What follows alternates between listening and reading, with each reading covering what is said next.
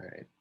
So Making the Familiar Strange has four main parts. We're going to go through some of the goals of the program, some of the ground rules, have a brief overview of the educational content, and then we'll go through a discussion of a series of questions about the story itself.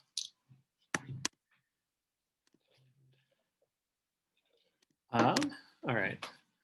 So the goals of this program are basically twofold. One is to study the Abrahamic scriptural stories alongside each other.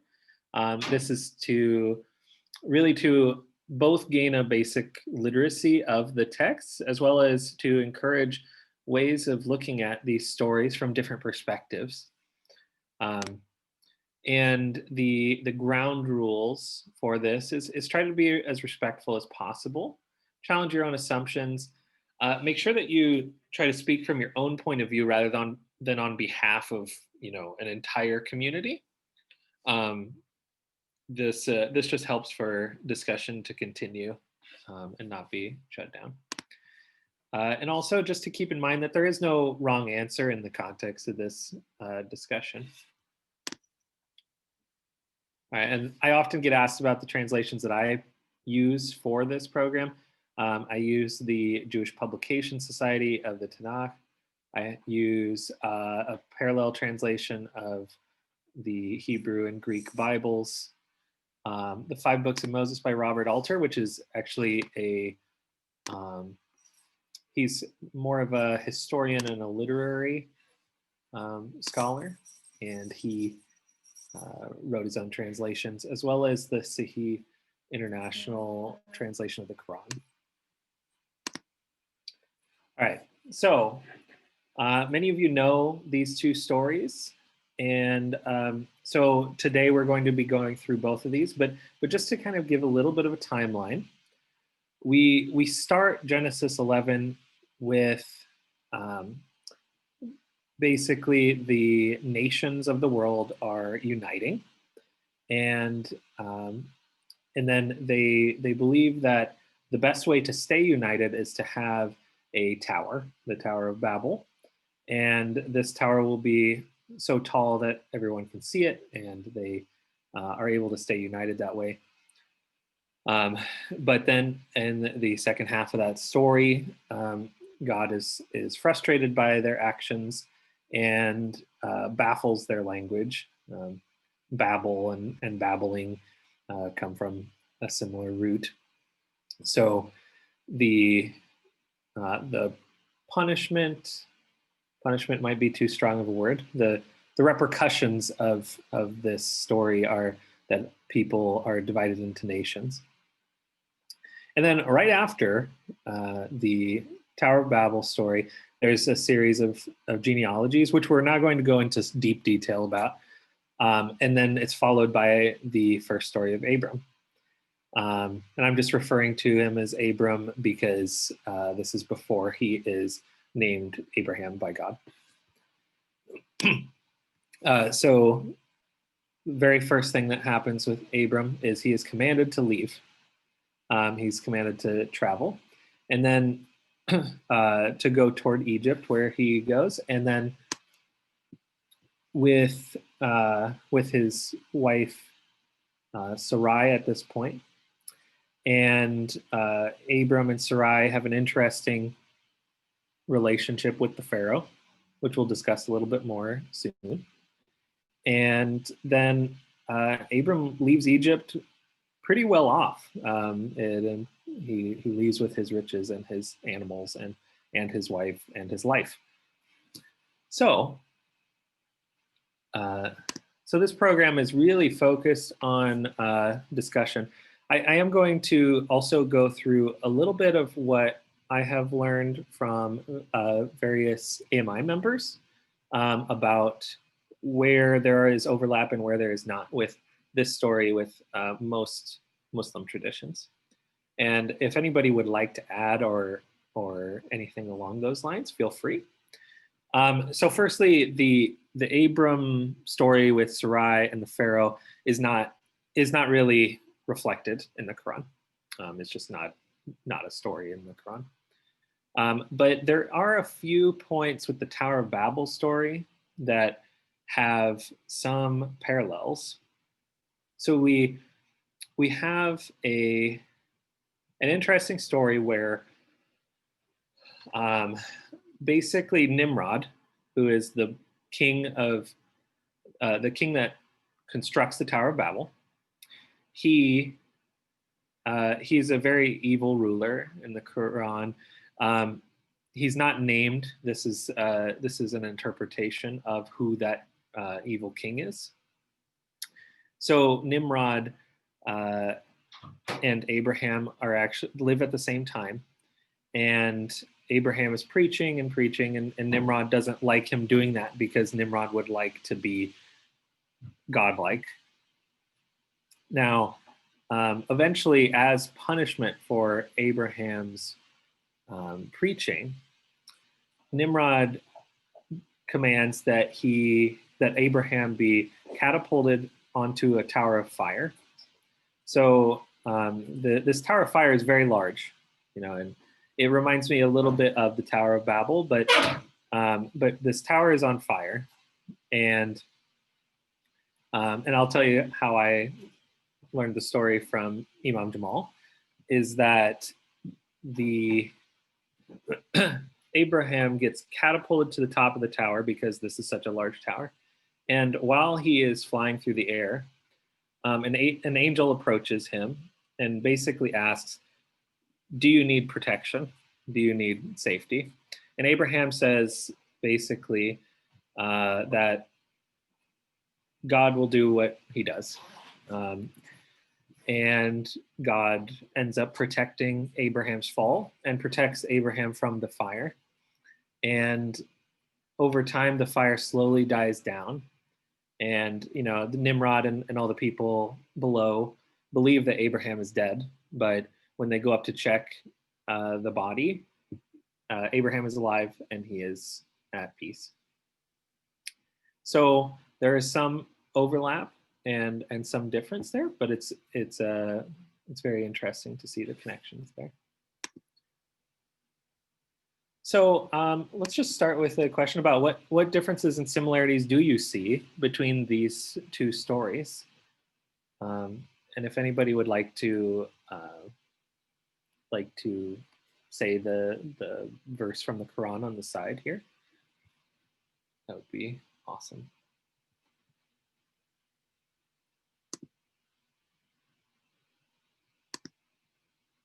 I'll read it. Okay, thank you. They said, burn him and support your gods if you are to act. Allah said, O fire, be coolness and safety upon Abraham. Mm-hmm. Right. So God protects Abraham from this unjust punishment. So what differences and similarities do you see between these two stories?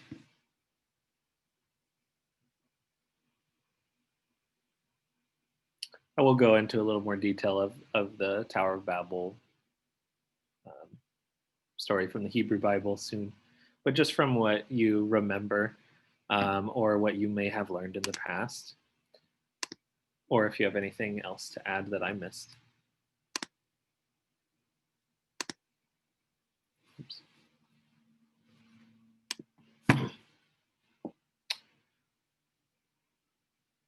Well, so firstly, we have a character who's understood as an unjust king or an evil king, Nimrod in the Hebrew Bible, or understood as Nimrod usually in the Quran.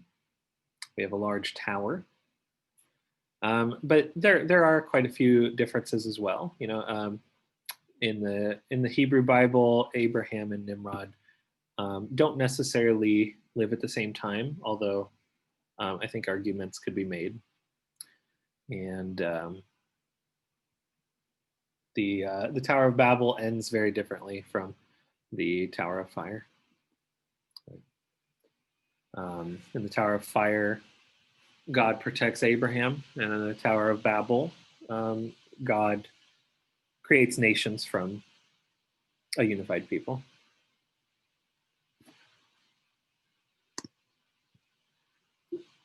So when we're looking at Genesis 11:3,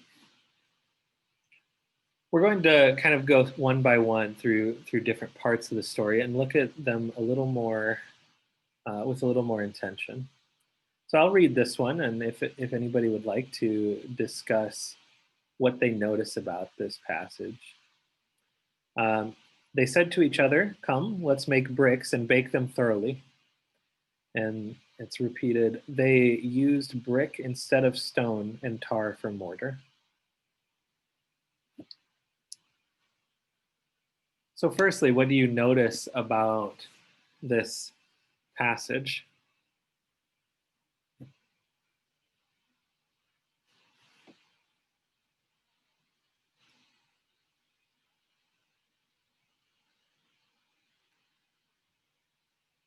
Why is this important? Why is this why would building with bricks be reiterated? I mean, I think most of the time when we're thinking about building something, we automatically think of bricks or wood or some kind of building material.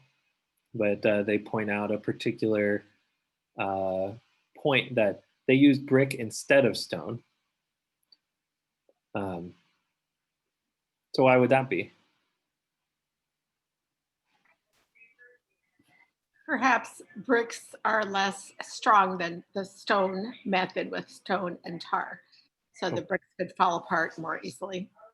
Okay, that's interesting. Yeah, that's very possible. Or that the brick was like, breathable. Breathable. Like it would, absorb like the elements. Okay, yeah. So, yeah, that's a good point. Doesn't last as long, obviously. Right. Then again, could be that. Yeah, that's true. Would anyone else like to add? Is the bricks, did that have anything to do with what the Jews would be working with when they were in Egypt? Is there a connection there? I mean, there could be. That's a very good point also. I mean, there aren't a whole lot of answers, clear answers to these kinds of questions, but I think that's a good point. I also want to. I think that the bricks were easier to stack. Okay. So, would you say that the Bible is looking on bricks fondly or stone fondly? And we'll get to that in a second. But which is better from this passage's perspective? Bricks. Okay. I would say that the brick is man-made, and the reason for the contrast would be that it isn't considered as durable. So sometimes what man creates is not very permanent. Okay, that's a good point. Those are all great points. Yeah. We'll also find that altars in the Hebrew Bible, especially in Genesis, are always made with uncut stone.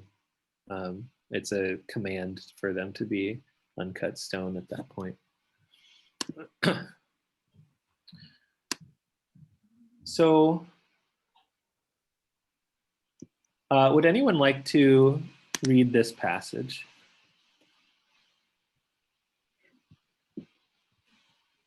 We want to read it.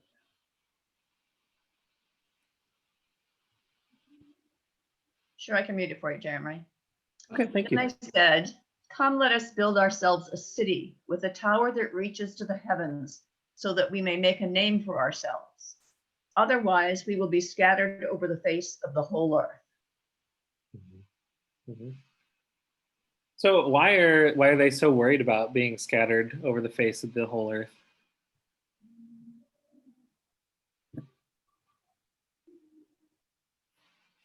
I don't know. Perhaps to be away from all the community and the people that they know, Mhm. to lack that connection. Yeah, that's a good point. What else here? So it's interesting that they are worried about that before it happens too. They know that it's a possibility. Jean says that they are worried that they would lose their identity. Those are all good points. Again, so we also find that one thing that we don't think about too much is there's supposedly a city around this too, not just a tower. They say to come, let us build ourselves a city with a tower that reaches to the heavens, and the reason is to make a name for ourselves if we just take it exactly as it's written, and otherwise we will be scattered over the face of the earth. So they are scared to be scattered, and their way to keep that from happening is to make a name for themselves with a tower. So let's see. So we're going to kind of backtrack a little bit here. So would anyone like to read these two passages?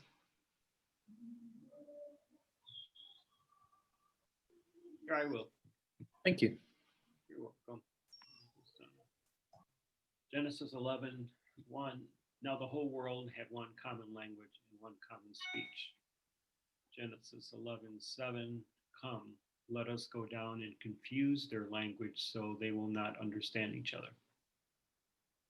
Right. So why would God want the people to remain divided when they try to unify?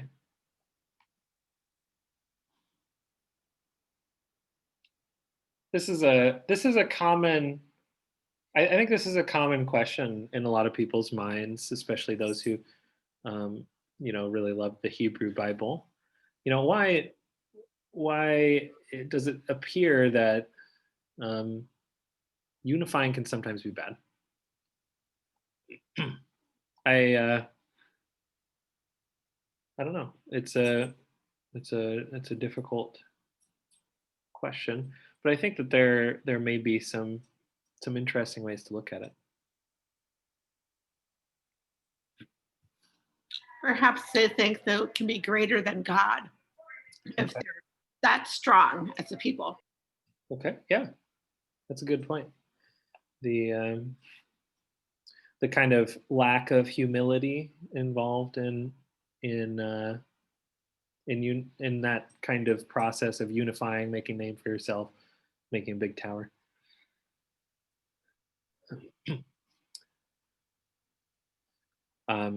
We'll see that there are other divisions that happen that are in different contexts in actually next month's. But I know that and I'm going to give a little bit of a teaser, but when Abraham and Lot are traveling around and they're going through the land, they actually see the land and they decide to divide it up. They decide to say, you take this side, I'll take this side. And their reason is because the land cannot handle both of them in the same place. When we look back on this story from that story, it's interesting. Is there a wisdom to spreading out for the benefit of people being able to be taken care of better? And Jean also asks, why was the word us used? Come, let us go down and confuse their language. That's also a popular question. Us is used more often in the early parts of Genesis than any other part of the Bible. I know some people argue that it's because he's speaking to other angelic beings, or there's the royal we, that some people refer to, where very powerful people or deities can refer to themselves as multiple people. But why do you think? Why do you think they that they reference us? In Genesis, in Hebrew, there are many names for God, and one of them is Elohim, and it is a plural form of like word God. There's many words in Hebrew, but that is used early on, and I don't know, perhaps part of that is because when Judaism showed up, there were many other people in the world. Sounds a bit like the story of Babel, who had different gods. So perhaps that's why they had that, using Elohim, a plural form of God, although all the other forms, names are singular.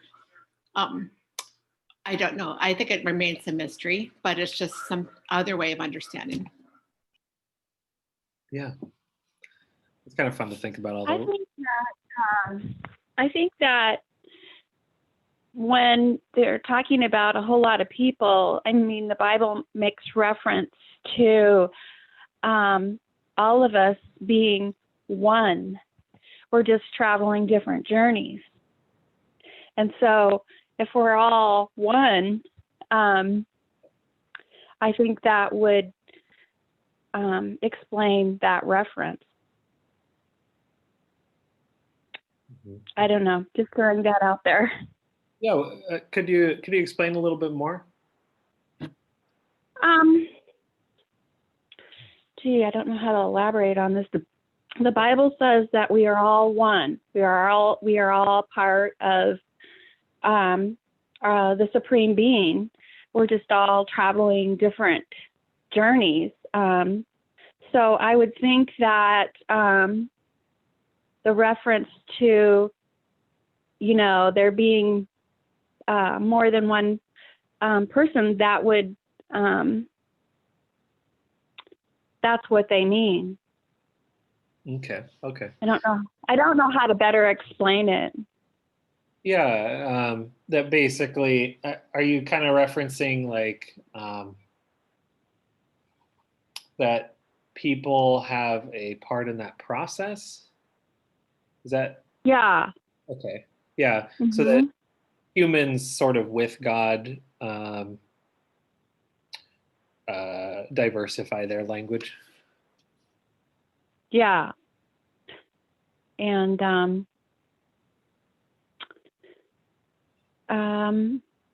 I think that them including everyone is making a statement in itself. Yeah. Yeah, there's a lot of ways to look at this story, especially, and I mean, I feel like we have not quite fully talked through all of it. There's so much more that you can say. One way that people do interpret, especially Genesis, is that God tends to not like humans creating too much.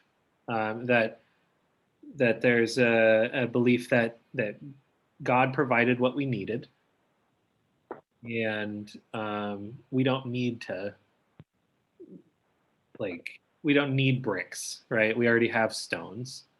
That's some, like, I know my previous Judaism professor always argued that the greatest commandment in his view was to not make a graven image, but it actually has less to do with the idols as it does to do with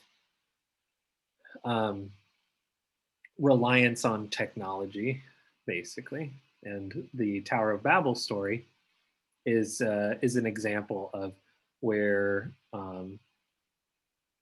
rather than using the environment around them, the things that were already given to them, and sort of respecting the resources of the land, they overdo the technology. But that's just yet another way to look at it. So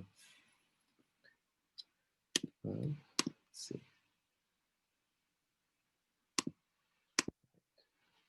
Okay, so let's kind of move on to the first story about Abram, which is a very interesting story to start with, in my opinion. Who would like to say the two verses on the side? They're pretty famous.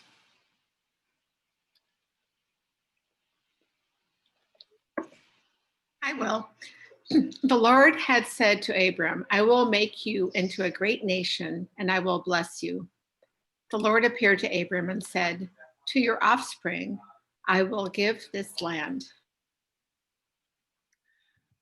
So what differences do you see between Abram and God's relationship as compared to Noah and God's relationship? So if you were with us, last time, I believe, you may have heard or been part of the conversation about Noah. So what are some of the differences that you remember, or that you have come up with, between Abram and God versus with Noah and God? Are there any differences in their relationships?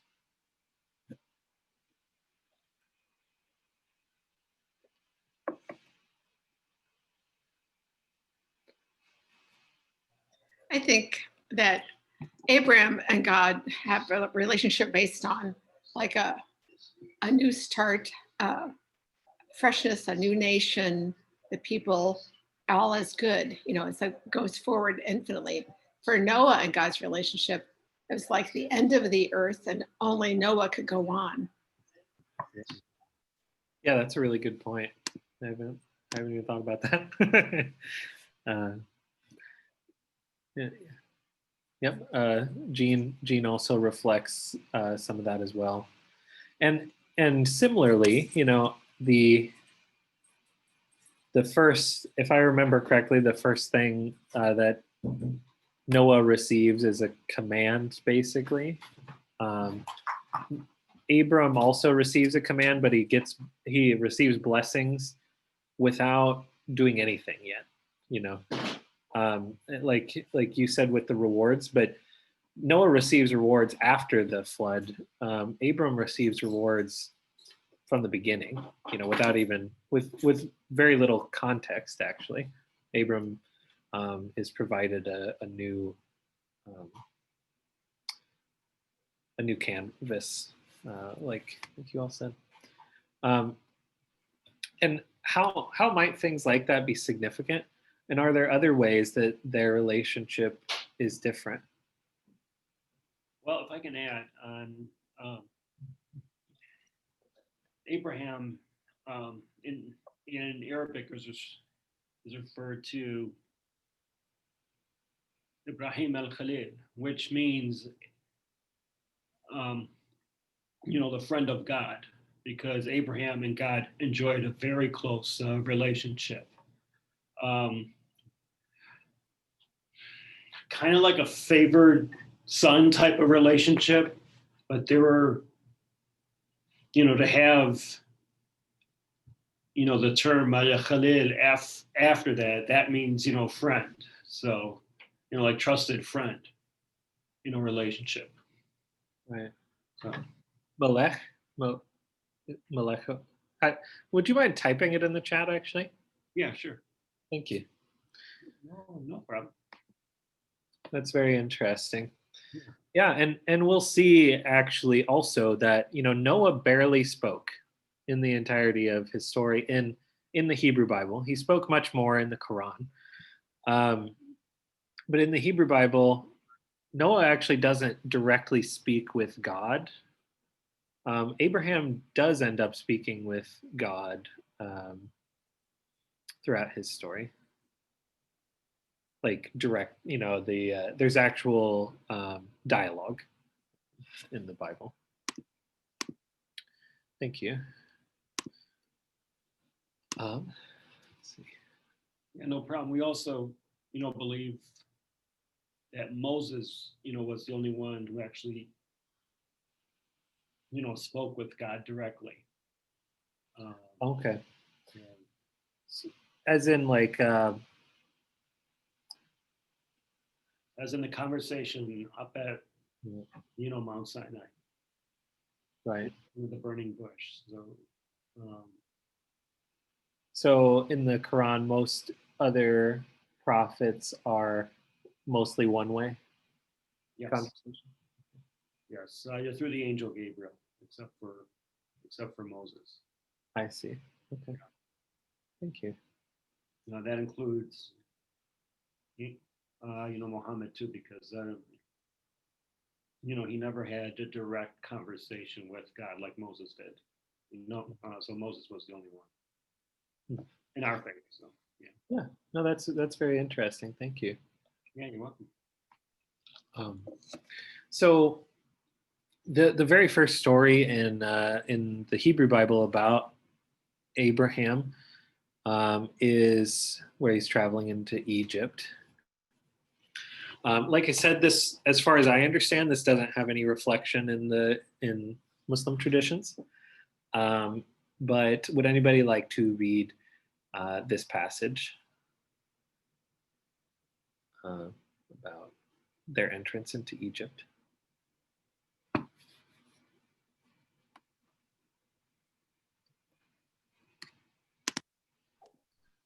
I can read, Jeremy. Thank you. As he was about to enter Egypt, he said to his wife, Sarai, I know what a beautiful woman you are. When the Egyptians see you, they will say, this is his wife. Then they will kill me, but will let you live. So the sort of feminist question is, what did Sarah think of this? It's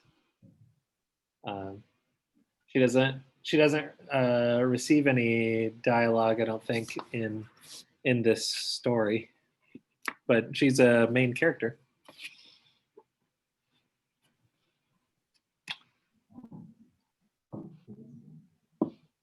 So what would she think of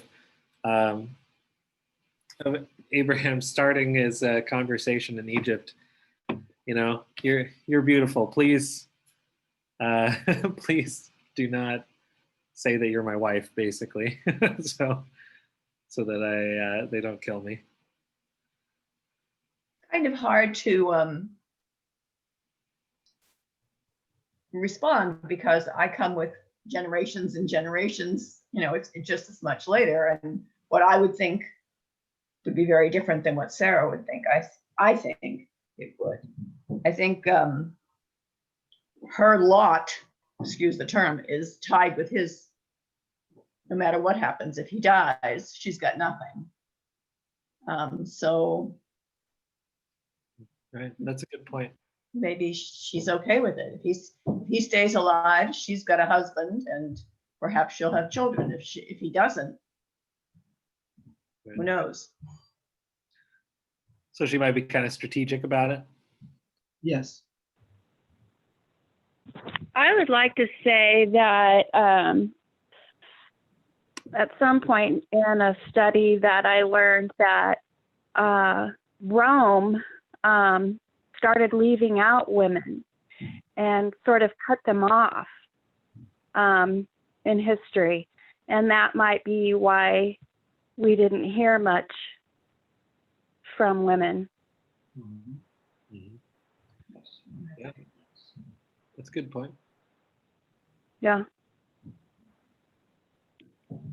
Yeah, I mean, she may have taken it very, very with a lot of grace and strategy. We'll talk a little bit more about what happens out of that, but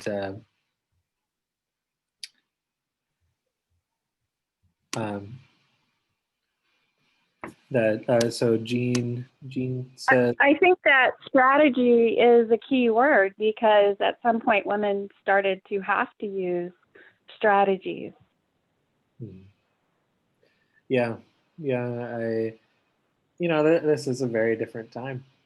So Mm-hmm. clearly, she's a very important character in this story. It could have turned out completely differently if Sarah would have responded differently, or if the Pharaoh would have interacted with her differently. But we'll make sure here.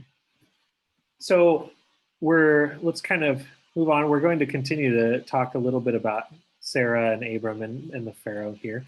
But why does Abram seem to luck out? Would anybody like to read these two passages? I'll read that.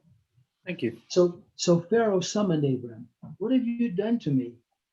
Then Pharaoh gave orders about Abram to his men. And they sent him on his way with his wife and everything he had. So I forgot to put it in here, but right before this, it says that a plague set upon the house of the Pharaoh, or something close to that. So just to keep that in context. But why does Abram seem to luck out? I mean, basically a quick recap is, he enters Egypt. He's worried that they will kill him. So he says, Sarah, please say you're my sister, so that they will not kill me. In this story, Sarah is implied to have some kind of relations with the Pharaoh. A disease hits their house, and Abram actually becomes wealthier due to a bunch of trades with animals and money. So, and he is allowed to leave with his wife and everything he had. It seems to work out pretty well for for Abram, actually, at the end of the day.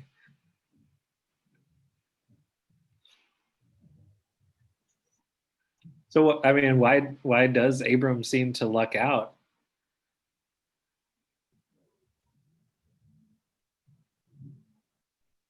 God liked them. In our faith, God likes Abraham. So, God likes you. I mean, hey, why worry about everything else? So, that's true. That's true. Yeah. Well, if God likes him, why do you have to worry about getting killed from having a beautiful wife? True. But I see what your point is. Yeah. Yeah, let me make sure. So another question I have kind of related to this is, so Abram is worried that he's going to be killed if Sarah is found out to be his wife. Sarah is found out to be his wife, but Abram ends up not dying either. He's not killed. The Pharaoh doesn't even seem to imply that. Pharaoh almost seems offended. What have you done to me? Why didn't you just tell me? It's an interesting dialogue that Abram and the Pharaoh have there, where would the Pharaoh have killed him if he said that? I don't know. So my general belief is that, and I say this most programs, is that the gaps in the story are meant for us to think about. That's part of it. That we're supposed to apply kind of some of the things that we've learned and some of the logic that we have to ask questions like this of the story. All right. So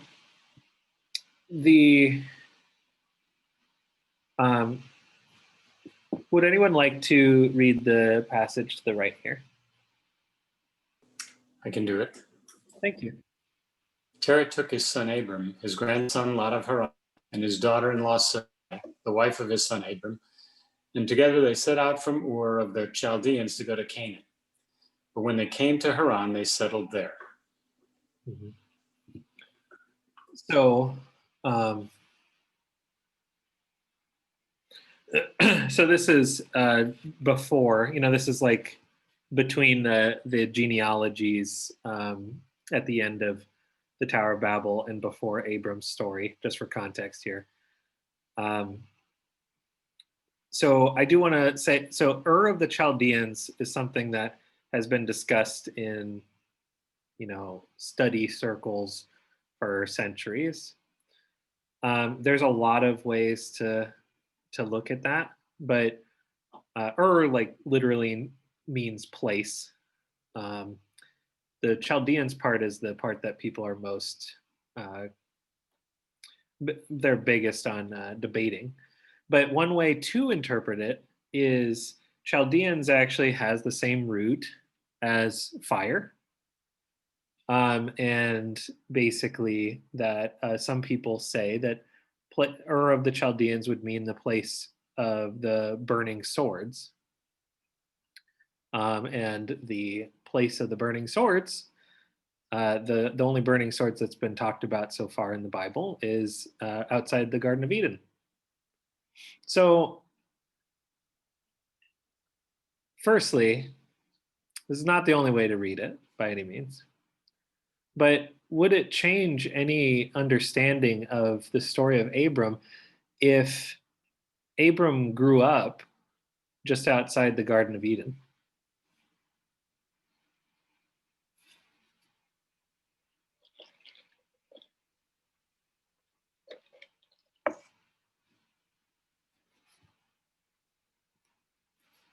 I know that's a lot of layers. That's why I saved it for one of the last ones. But, so I'm going to bring in Jesus here for a second. So one thing that I think about when I think about like the stories of the Gospels is where Jesus grew up, right? So he grew up in a poor town, pretty far outside of Jerusalem. So I think that kind of guides a lot of the later stories that come out of his story. But that same idea can be applied to any prophet to some extent, or any character in the Bible. Where they come from might influence what they do or what their priorities are. So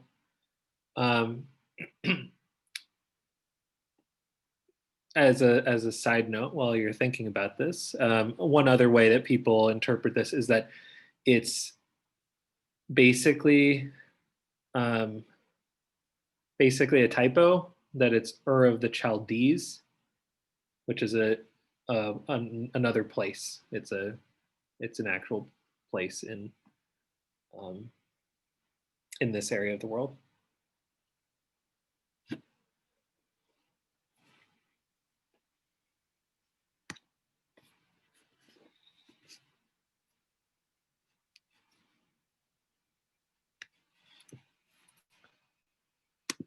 Is that too complicated? I'm sorry if it is.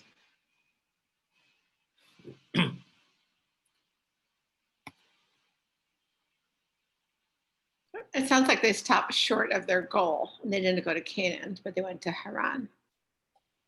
That's a good point. That's true too.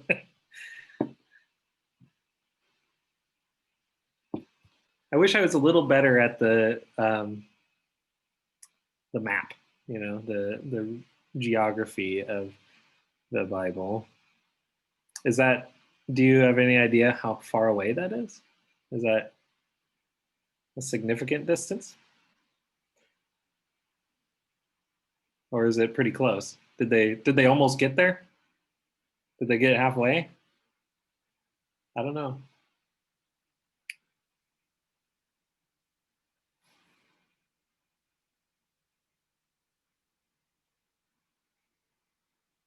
So, I mean, one thing I would say, one way to think about it is Abram's, if Abram grew up outside of the Garden of Eden, then he probably heard the story of the Garden of Eden more. So, the Garden of Eden's end is to leave, basically, leave the Garden of Eden. And, Abram, in many ways, is a traveler. He starts his entire ministry leaving the spot that he was born in. So it's possible that, that there's a trend throughout the Hebrew Bible, especially, that prophets are travelers. And Abraham in particular has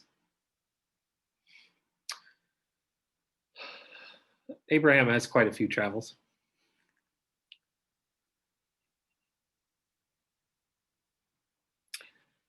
But Yeah, I think Abraham traveled the most because, being from the Iraq region, traveling all the way to Mecca itself. I mean, crossing the desert and going south, to build the Kaaba. So that was traveling there, right. Out to Egypt as well. So yeah, I think the other prophets, traveled, locally more than, Abraham did in the Quran. I mean, Abraham traversed like from the Iraq area, the Tigris area, all the way down to Egypt and then back over to Mecca. So it did that triangle.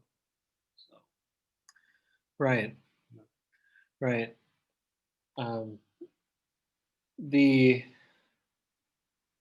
Is the teaching generally against cut stone in Islam as well?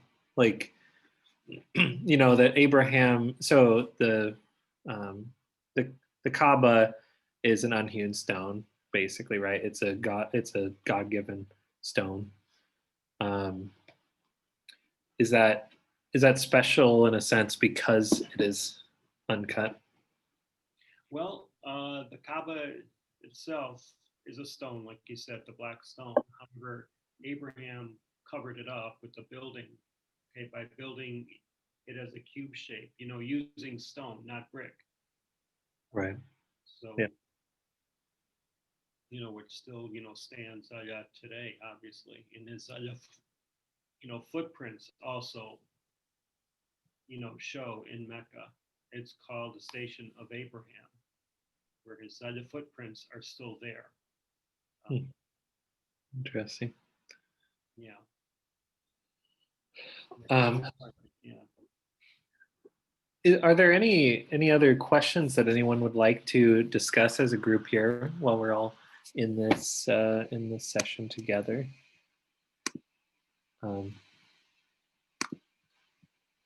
That's my final question so far, but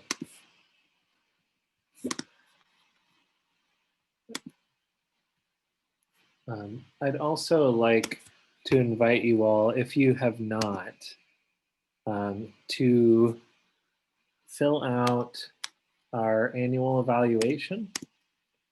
If you haven't already, I'll post it in the chat here. If you fill it out, you are able to be put in the drawing for a $100 gift card. You are also able to get a 10% discount to our Trifaith store. And the first 15 who fill it out will actually get a free copy of Priya Parker's The Art of Gathering book. I also want to add that if you haven't already, I would love for you to sign up for the next Making the Familiar Strange, which is on one of my personal favorite topics, which is the priest Melchizedek and basically the division of the land with Lot, with Abram. And we'll talk a little more about Lot in the Quran and the Hadith next time as well.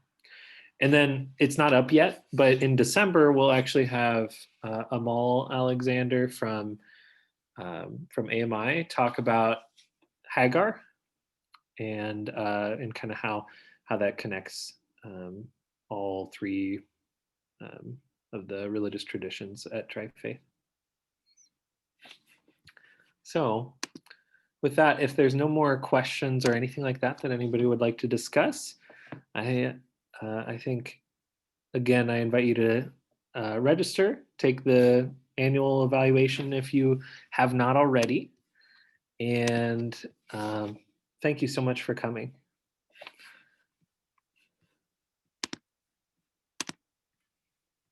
I hope you all have a wonderful day. Thanks, this was fun. Yeah, thank you. Take care. Bye, guys. Bye.